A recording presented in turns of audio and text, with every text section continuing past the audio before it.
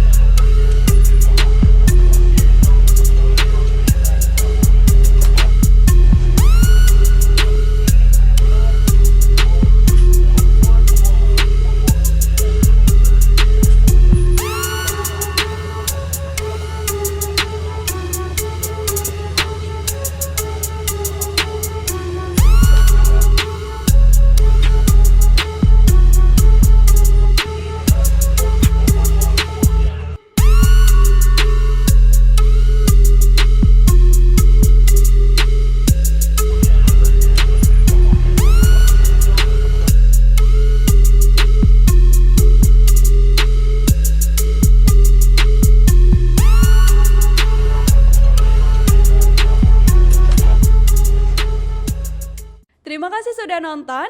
Jangan lupa like, subscribe, dan share ya.